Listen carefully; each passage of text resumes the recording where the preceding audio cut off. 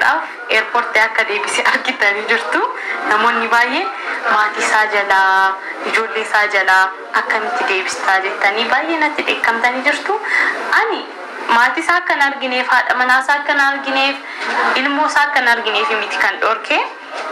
Sababni ani dhorkeef ana torbee lamayyuu waliin hin ta'in. Akka beektan mushirraa haaraadha. Mushirraa haaraa immoo manatti gatee deemee osoo akka wanta jaalalaa osoo waliin hin dabarsin jiruun maal akka fakkaattu osoo waliin hin laalin osoo achumaan deemee hafee jedhee shakkaa baay'ee yaadda. Bakka jechuun daa'imallee godhannee osoo deemee jee yaada. Ji'a sadi guutee erga ji'a lama guute osoo beekee deemeeyyuu waa takka. Inni ilmoo isaa ilaaluuf Yaman deemaami ilmoo kiyya ilaaluun qaba. Ilmoo kiyya kophaa isaanii achi jiru jedhee ilmoo isaatiif jecha achi Yamanitti deemuun qaba jedhee yaadaa jira. Utuu ilmoo asii qabaate anarraa ilmoo qabaate achillee deemee nafu beektanii ana ilaaluuf deebi'ee dhufa jedhee yaade. Haa ta'uti osoo daa'ima godhannee deemnee xiqqoollee taane laayifii kana ilaaluun qaba. Jaarsa kiyya wajjin yeroo dabarsuun qaba. Iddoo tokko deemnee ilaaluu qabna. Mana keessatti jaarsaaf jaartiin akkamitti akka jiraatan ilaaluu qabna. Isa yaadeetaniin eerpoortii irraa hambisee malee anis nama badduu ta'ee miti. Ilmoo isaa akka laalleef miti. Anis boru ilmoon godhadha. Ilmoon sun immoo waan beektu duudhaadha beektanii niin beeka jechuun abbaa jechuun haadhummaa maaliif ilmoonis abbaa isaanii waan yaadaniif ilmoonis ani immoo ilmoo isaa akkamittiin dhorkaa akka laalleef akkas gochuu hin danda'u sammuun kiyyallee hin ajajamu.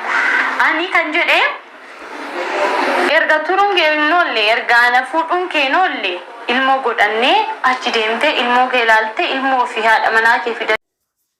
Maali ayyuu akkuma jaalalli nama godhe hin ta'anii jedhe mucaanuu dhugaasaa jedhe dhugaa ayyuu jaalalli akkuma jaalalli nama godhe garaan jaalalaa nama ajaje hin ta'anii maaliif jennaan ati mucaa godhachuu hedda inni immoo ilmoo isaa kan duraa dhaqee ilaaluu hedda achi immoo ati summaa deebitee achi dhaqu malee isa waliin jetta an garuu kan sodaadhe sumayyaan qabdee si urcuqxe achitti isa fagoodhame kottu na bira ga'ii ati gaariidha jettu kana gaafas biraan si geessee qabdee achitti si ukkaansitti of eeggadhu. Ashaba harka fuudhee akkam jirtan hordoftoota chaanala kootii kan taatan marti keessanuu nagaan rabbii lafaaf iddoo jirtanitti isiniif haa baay'atu. Akkam turtan akkam sa'a kana keessan ana obboleettiin keessan nagaa guuturraa faa qaba nageenya na bukkee ture simbirallee ajiraatu isiniin jechaati.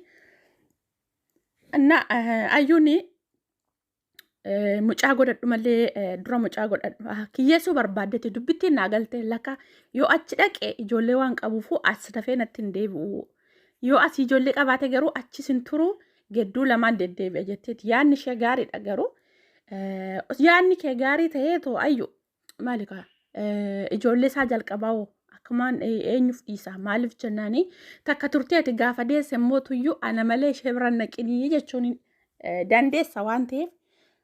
Saidoo gadhuutti rakkate kamaal godhare Sumayyaan immootu achi dhaqxee qabdee si urcuqte dhugaa qabdee si ukkaamsiti ilumaa achitti hin deemin amma paaspoortii baafadhee deemu malee isa wajjin jettu kana achi geessee jennaanii akka har'a asitti dubbattu kana akka har'a asitti akka barbaadetti haasoftu kana haasa'uu dhiisuu dandeessaa beeki maaliif jennaanii Sumayyaan nama biyya sana keessa ture nama achi si dura bultii dhaabee yookaas immootu haadha manaa isaa jalqabaati waan taateefi gaafa sana ajaja ishee jalatti bulta dhaqxee. Kanaafi baay'ee namatti toltu garuu bakka amma intini qayyaraa istaayilii qayyaraa dhugaa qalbiin qalbiidha istaayilii qayyaraatii dizaayinii biraatiin jechuudha. Gizuma hunda waa'ee lolaa gizuma hunda ati nadhiisinii nadhiisteen sokkinii akkasuma duraan nafuutu malee amma immoo si fuudhee jennaan immoo mucaa.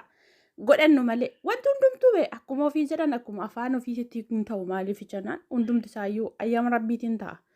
Gaa'ila dhaabuunis dirqama miti mucaa godhachuunis dirqama miti maaliif yoo rabbiin keessa jiraate yoo ayyaama rabbii ta'e malee namni kamiyyuu dirqamaanii hin ta'u wanti hundumtuu jechuudha. Maaliif wanti hundumtuu har'a dhibbaadhaan gaafatti galanii guyyaa gaabbiin dhufee maaliif baay'ee sammuu kee irratti yaadawwan adda addaati kan inni uumu jechuudha. Kanaaf aannan jiraadhaa isheen dhimma isheetii ani qoftoon jiraadhe gahaadha jechuunis gaarii miti ka. Abbaa manaa ishee sii fayyamteerti itti heerumtee jirta. Amma immootu ishee bukkeen deemini ijoollee kedhaxxeen argini. Maal jechuudha ree? Kanaaf isheen innis koo dhaqee haadha mana ammumaa ati isa jaalattee na fuutu maleetteeni inni immootu haadha manaa isaa duraa sana kan duraati waan taateef hin jaalataa. San bira darbee immoo ijoollee biraa qaba. Kanaaf irraa fagaachuu gatee irraa sokkuu hin danda'u. Kanaaf iyyuu atis gara malee hin baay'iste. Gara malee baay'iste ka maaliif jennaani takka turtee iddoo amma mootuu inni ishii jedhee mucaa sana godhanna siin jedhe immoo hin deemtuu isaanaa dhufan malee ta'an. Kun akka ati kana jettu beekamaadha. Garuu achi deemuu sanaaf hin ariifatini. Asumatti tooftaadha dhumaan akkuma jette mucaa godhachuu barbaaddee kana rabbi siif haa kennu. Isas hin dhowwini. Maaliif jennaani waggaa tokko guutuu si bira taa'eedha fi mucaan hin ta'u yoo ta'e sun guyyuma tokkoon ta'a.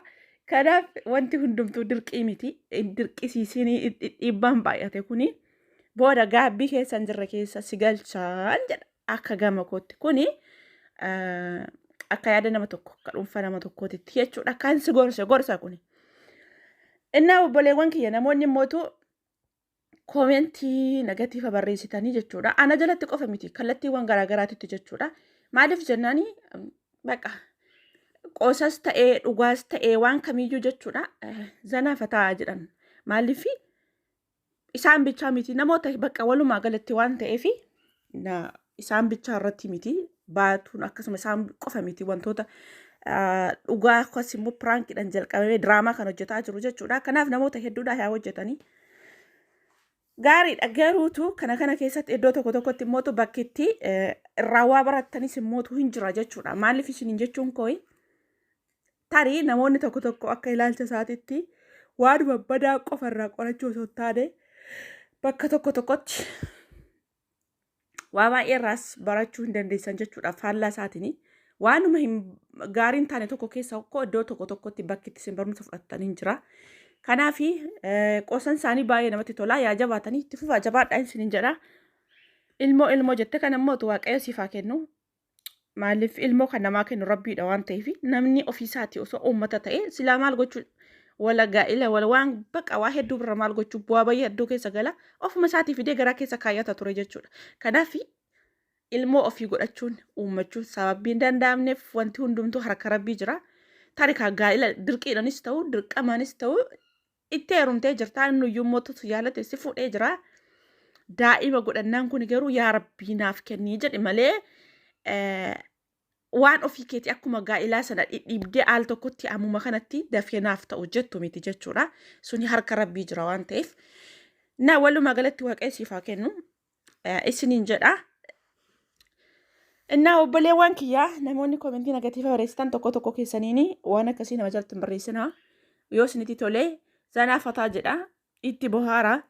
Maaliif qoosa soo ta'e qoosa isaanii yerootti isin immootu itti bohaara waan ta'eef kanaaf koomentii negatiifa nama jalatti hin barreessinaa isiniin jedha. Nagaan naaf turaa. Na ayyuu waaqayyo si haa kennu ilmoo ati hawwite kana turtii gaariin isiniin jedha.